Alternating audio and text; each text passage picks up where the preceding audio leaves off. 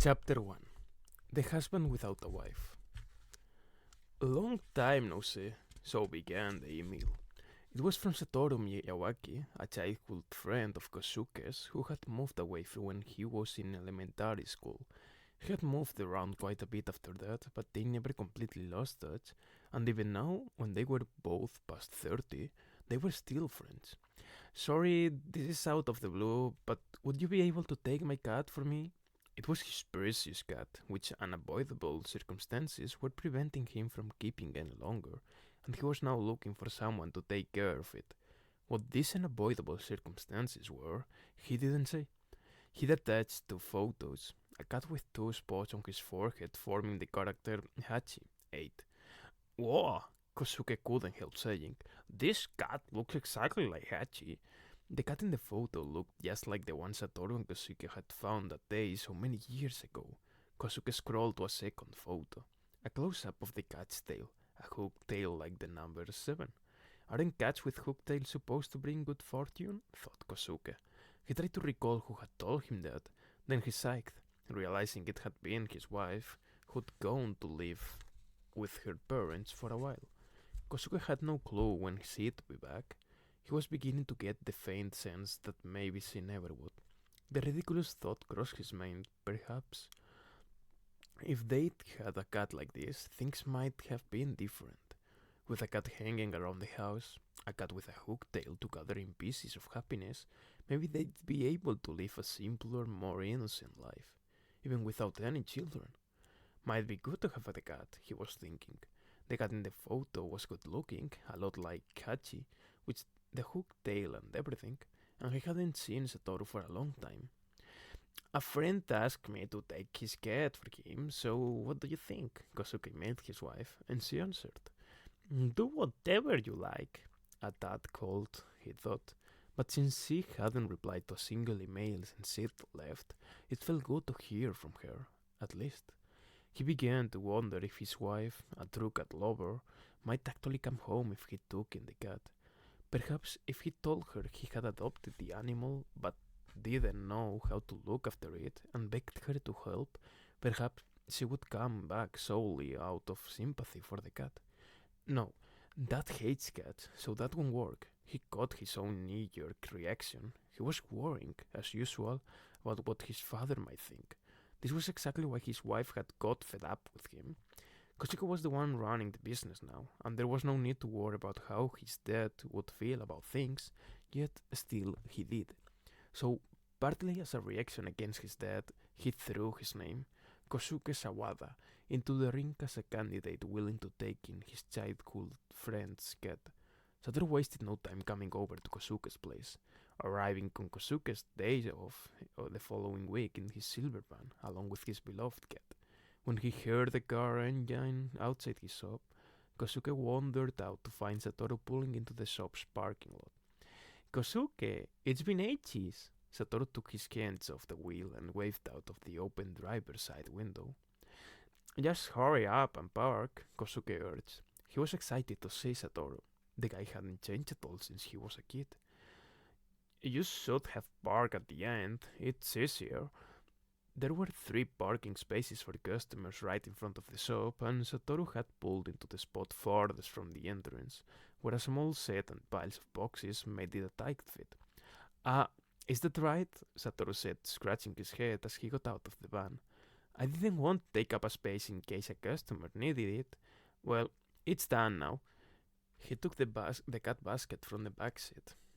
"Is that Nana?" "Yep.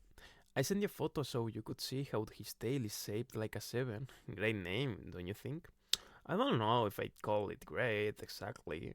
You always choose kind of quirky names, like Hachi."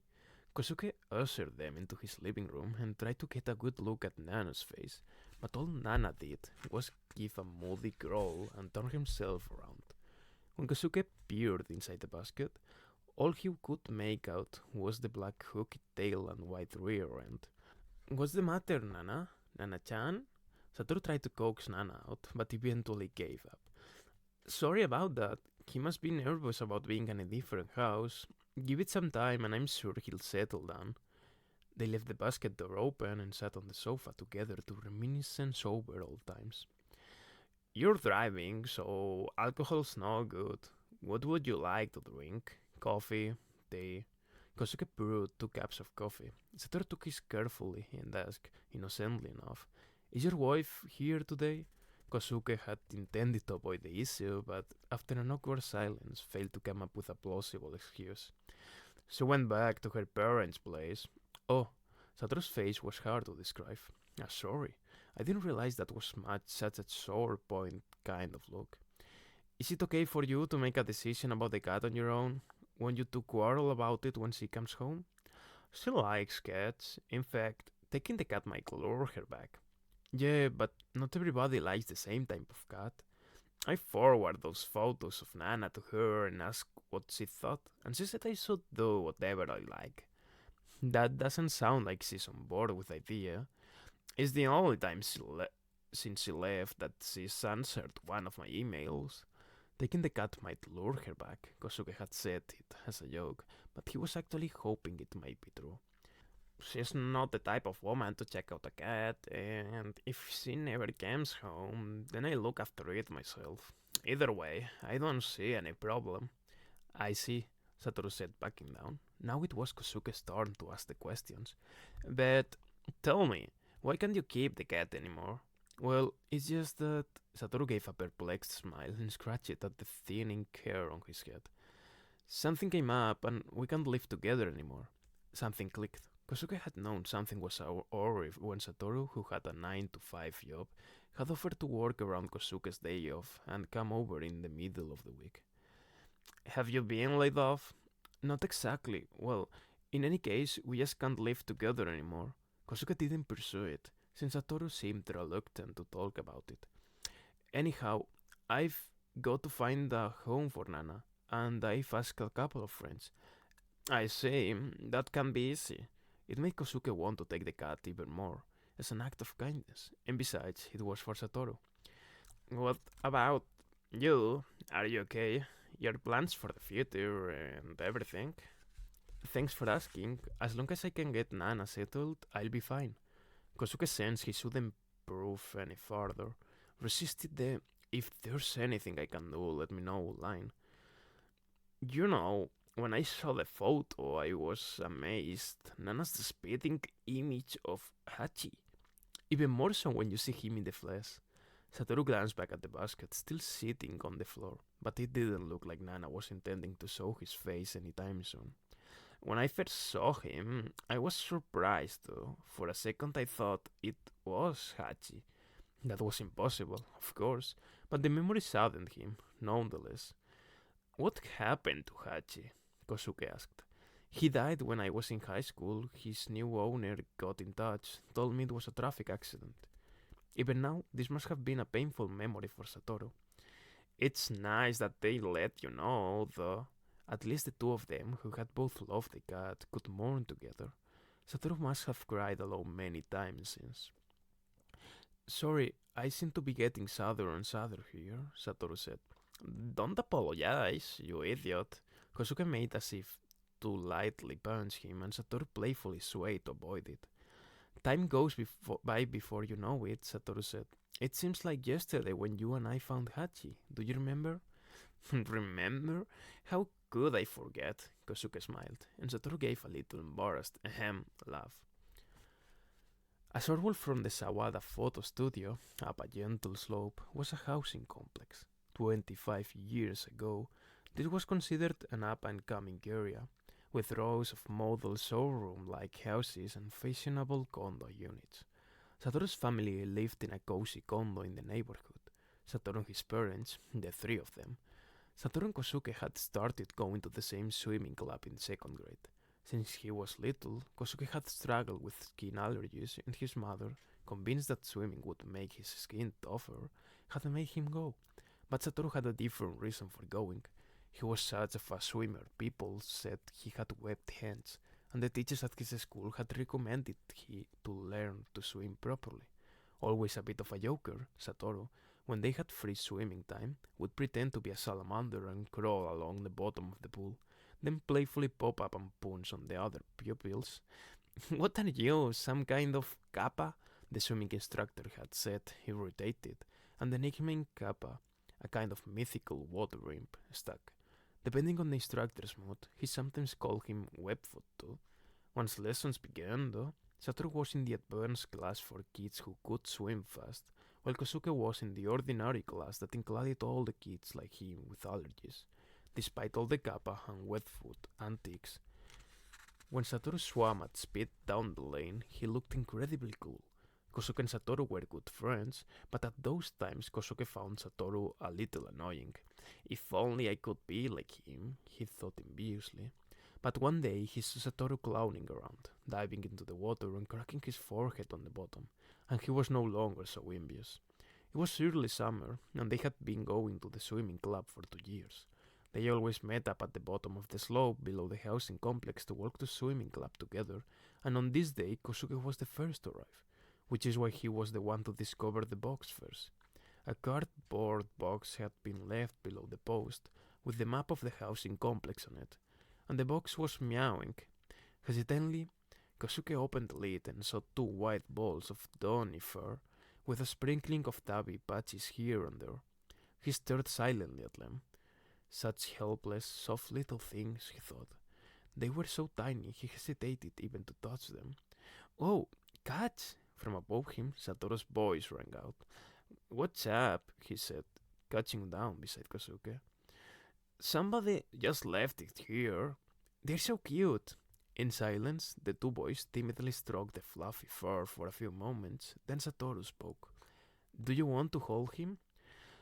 "You have allergies, so don't ever touch animals." Kosuke could hear his mother's scolding voice in his head, but he couldn't just stand and watch Satoru give them a stroke. Kosuke had been the one to find them after all. He scooped one of them up in his hands and placed it on his palm. It was so light. He wanted to carry on stroking them, but they were going to be late for swimming. Reluctantly, they peeled the kittens off them and returned them to the box. They agreed that they would look in on the kittens on the way back and raced down the road to the swimming club. They were a few minutes late for class and the instructor slapped them both on the head. After class, they fell over themselves to get back to the bottom of the slope below the housing complex.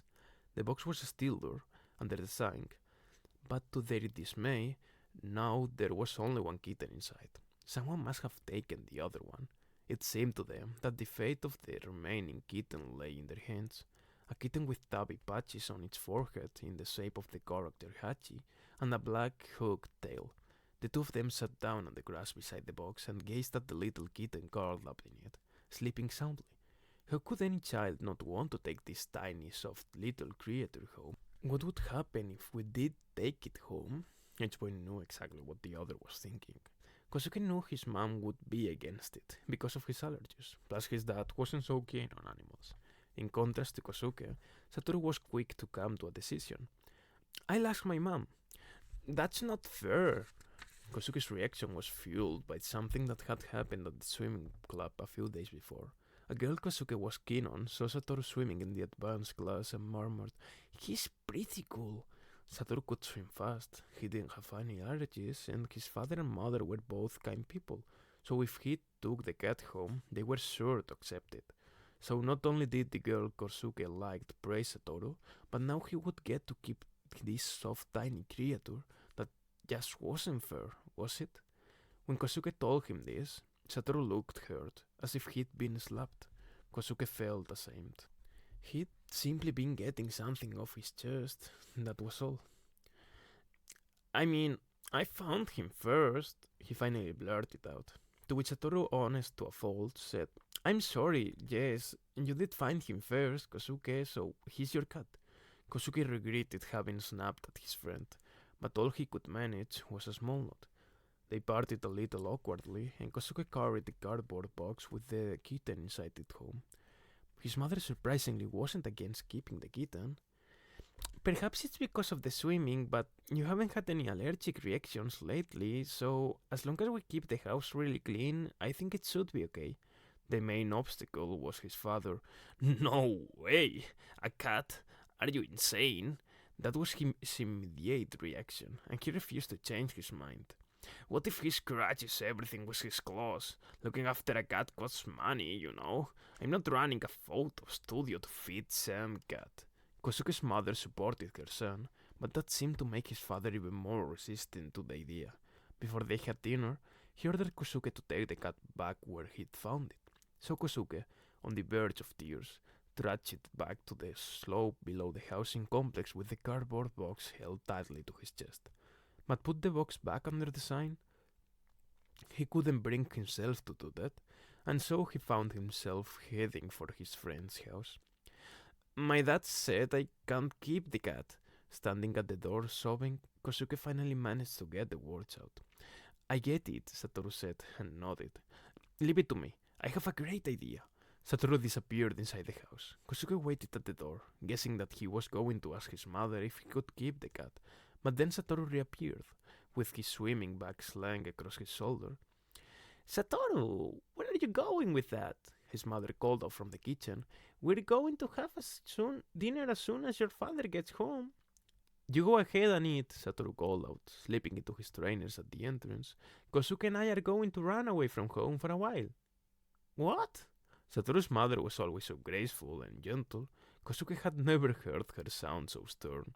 She seemed to be in the middle of deep frying tempura, so although she wasn't happy about it, she couldn't come to the front door. Instead, she just popped her head out from the kitchen. Ko-chan, what is he talking about? She asked, but Kosuke was equally clueless. Come on, Satoru said. He pulled Kosuke by the hand and they ran out of the house. I read this book at school the other day, Satoru explained. A boy found a stray puppy and his father got angry and told him to take it back where he had found it. But he couldn't bring himself to do it, so he ran away from home. In the middle of the night, his father came looking for him. And, in the end, he said he would let him keep it as long as he looked after it himself. Satoru rattled on excitedly. What we're doing is exactly the same, Kosuke, so I'm sure it will work out. The only difference is it's a stray cat, not a dog, and you have me to help you. Apart from it being a kitten, not a puppy, Kosuke had the feeling that this situation was quite different from the one in the book, though he was, admittedly, quite attracted by the idea of his father feeling sad and giving in if he ran away. He decided to go along with the plan. The first thing they did was go to a small supermarket and buy some cat food. We'd like food for a kitten, they told the man at the cash register, and the man whose hair was dyed red said, Try this, and handed them a can of paste-like meat. The man had looked intimidating at first, but turned out to be unexpectedly kind. Then they had dinner in the park of the housing complex. Satoru had grabbed some bread and sweets from his house, and the two of them made do with that. They opened the can of cat food for the kitten. So, by middle of the night, I'm guessing we need to hang out here until about 12. Satoru had prudently packed an alarm clock in his bag.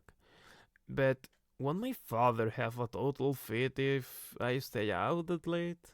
Kosuke's father seemed friendly enough outside the house, but with his family he was an obstinate man with a short fuse.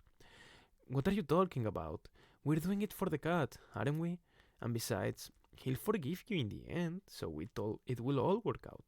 In the book, the father had forgiven his son, but caught up in Satoru's blind enthusiasm, Kosuke didn't feel able to say what was on his mind, namely that his father had a very different personality, and he doubted that the plan would succeed. As they whiled away the time playing with the cat in the park, a few people, out for a stroll, called out to them, among them a woman walking her dogs. What are you doing this late? Your family will be worried, she said. They were too well known in the neighborhood. Kosuke started to wonder if they'd chosen the wrong spot, though Satoru didn't seem at all concerned. Don't worry about us, he told the woman. We're running away. Is that so? Well, you'd better go home right now. After a fifth woman had come up to them, Kosuke finally raised an objection. Satoru, I don't think this is how you run away from home. I know, but in the book the father came looking for them in a park. Yeah, but this doesn't make any sense. At that moment, they heard a voice calling through the cooler. Satoru! It was his mother. It's late, and enough is enough. Come home now. You've got Kosuke's family worried too. Satoru flinched. There's no way they could have found us so quickly. You didn't think they'd find us? Had Satoru seriously believed they could hide from their parents when there were all these strangers around who seemed to know them? I'm sorry, Mom, Satoru shouted, but we can't be found yet. Come on, Kosuke. He grabbed the cardboard box and ran with it to the gate leading out of the park. Kosuke could do nothing but follow. It felt like they were straying from the storyline Satoru had described. But there should still be time to put it right. Surely there would be. Well, maybe. They managed to shake off Satoru's mother and were sprinting down the slope away from the housing complex when all of a sudden there was a roar. Come back here! The roar came from Kosuke's father. It was probably too late now to put anything right. Maybe we should just apologize, Kosuke was thinking, but Satoru shouted, It's the enemy! The story had taken a different turn now. Run for it! By now, they completely lost sight of the narrative they were supposed to be sticking to. For the time being, all Kosuke could do was chase after Satoru, who was determined to keep running. His portly and generally sedentary father couldn't keep up and they lost him after they'd rounded the first corner. But now the street was totally straight. There was nowhere to hide. Kosuke, this way! Satoru had raced inside the small supermarket where they'd bought the can of cat food. Smattering of customers were flipping through the magazines while the red-haired clerk listlessly restocked herself. You have to hide us. We're being chased, Satoru shouted. The clerk looked over at them doubtfully. If they catch us, they're going to get rid of him. Satoru showed the cardboard box to the clerk and a siren-like yell rang out from it. The clerk stared at the box for a moment, then headed to the back of the shop, motioning for them to follow. They passed through a door, and the clerk pointed to the back exit. You're a lifesaver! Satoru scampered out, followed by Kosuke. He turned and gave a small bow of thanks, and the clerk wordlessly waved a hand at them. From there, they scurried from place to place, but they were only children, and there was only so far their legs could carry them. Finally, they ran to their elementary school. Satoru's odd little plan to run away from home had caused quite a disturbance, so much so that the news had got around the neighborhood, and as they legged it into the school grounds, all the grown-ups were hot on their heels. They prized open a window, one that all the pupils knew was out of kilter and didn't lock properly, and slipped into the school building. The adults had no idea how to get in, so they ran around helplessly outside, while the boys made their way up to the top floor. They spilled out onto the roof and could at last put down the cardboard box with the kitten inside. I hope he's okay, he was quite shaken up. There was no sound coming from the box, so they quickly opened it. The kitten was nestled in a corner. Kosuke hesitantly reached his arm inside to touch it. Pia! The kitten started to howl even louder than before. Shh! You'll give us away! The two boys tried to calm the kitten, but cats don't often listen. Crouched down and shushing at each other, they could hear voices calling out. I hear a cat! It's coming from the roof! The grown-ups had started to gather down below. Kosuke! Enough! One angry voice rose up from the crowd, that of Kosuke's father. From his tone, it was easy to guess that his son was in for a beating. Kosuke, in tears, turned on Satoru. It didn't work. You lied, Satoru. It isn't over yet. We can still pull this off. Again, a voice called out from below. Satoru, come down here right this minute. Satoru's father had joined the pursuers. We can go up the fire escape, someone piped up, and it became clear that Kosuke's father, his face burning with rage, was already climbing the stairs. It's all over now, Kosuke mumbled, holding his head in his hands. Satoru ran over to the railing on the roof. He leaned over it and shouted, Stop! If you don't stop, he's going to jump. A murmur ran through the crowd below. What? Kosuke was horrified. What are you doing, Satoru? When he grabbed Satoru's sleeve, Satoru gave him a blazing grin and a thumbs up. A comeback, he said. It wasn't what Kosuke had been hoping for, but it did seem to be enough to stop Kosuke's father dead in his tracks. Satoru, is that true? What you said? Satoru's mother yelled from below. It's true, Satoru yelled back. He just took off his trainers. Oh my god, people were screaming from below. Kosuke, calm down now, kid. This from Satoru's father, while Kosuke's father roared, "Stop buggering about!" Even from up above, it was clear he was furious. "Stop whining. I'm coming up, and I'll drag you down from there if I have to." "Don't do that, Mr. Sawada. Kosuke's really going to do it," Satoru shouted to stop him. "If you come up here, he'll jump off, and he'll take the cat with him." Satoru turned to Kosuke with a grave expression on his face. "Kosuke, could you, kind of straddle the railing?" Kosuke replied that no way was he going to risk his life over all this. "But, look, you want to keep the cat, don't you?" "Sure, but for the sake of a cat, did you really have to go this far? For one thing, the story Satoru had read about the boy running away hadn't ended up with him and the puppy jumping to their deaths." "Listen, can we ask first whether it's okay to keep the cat at your house, Satoru?" "What?" Satoru looked as startled as a pigeon shot with an air rifle. "You mean it's okay for me to have the cat? Man, if you thought that, you should have said so." Beaming, Satoru called out to the crowd down below, "Dad, Mom, Kosuke says he wants us to have the cat." Okay, but first talk Kosuke out of jumping." A storm of misunderstanding still seemed to be swirling through the crowd of grown-ups who didn't have a clue what was going on. "Satoru, you really weren't too bright as a child, were you?" I could hear Satoru and Kosuke's conversation from inside my basket. I'd never heard such a mad story in my life. "It was after we came down from the roof that things got heavy." "Your dad thumped us pretty hard, Kosuke. I remember. The next day my head looked like the great Buddha in Nara. The cat that had thrown the whole neighborhood into such an uproar was my predecessor. That cat, Hachi, apparently.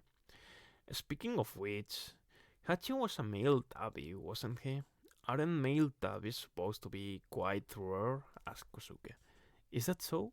Well, since Hachi and I have the same markings, I must be a pretty rare specimen myself."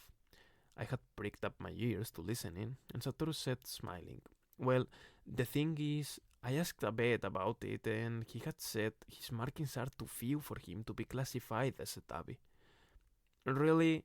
Other than his forehead and tail, it's true, he was poor white." Kosuke paused. "Man," he said, raising his arms, then crossing them in front of his chest. I could see all this through the gaps in my basket. "I was thinking that if I had told my father it was a valuable male tabby, I might have been able to convince him to keep it." Kosuke looked over at the basket. I quickly turned my head away so as not to meet his eye. Too much bother if he tries to get all friendly on me.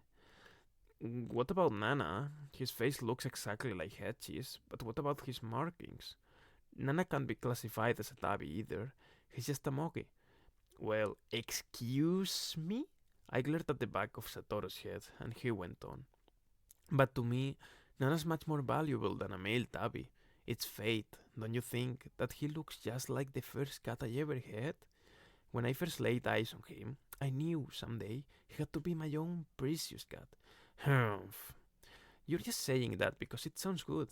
I know what you're getting at, but still, maybe that's why I saw Satoru crying that day, after I was hit by the car and had dragged myself back to his place. He mentioned that Hachi had died in a traffic accident. Satoru must have thought he was going to lose another precious cat to a car accident." "That was one good cat, Hachi. So well behaved," Kosuke said, to which Satoru replied with a smile, though he wasn't very athletic.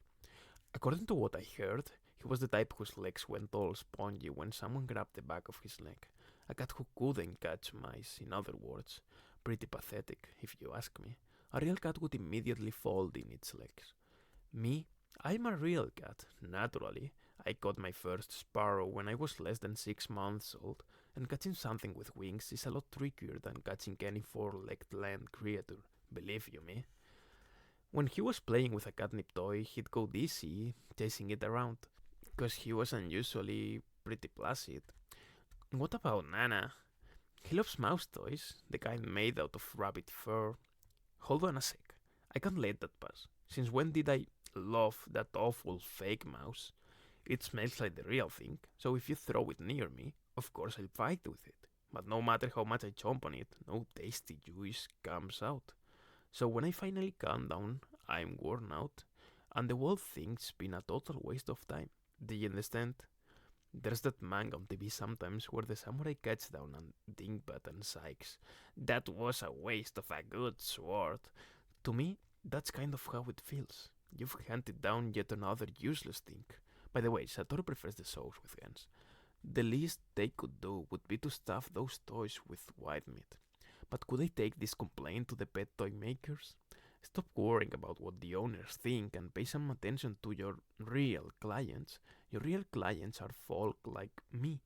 In any case, after one of those pointless chases, I usually let off steam with a good walk, but Satoru usually tags along, and that makes it hard to do any successful hunting. What I mean is, the minute I spot some decent game, Satoru interferes. Deliberately makes some careless noise for movement.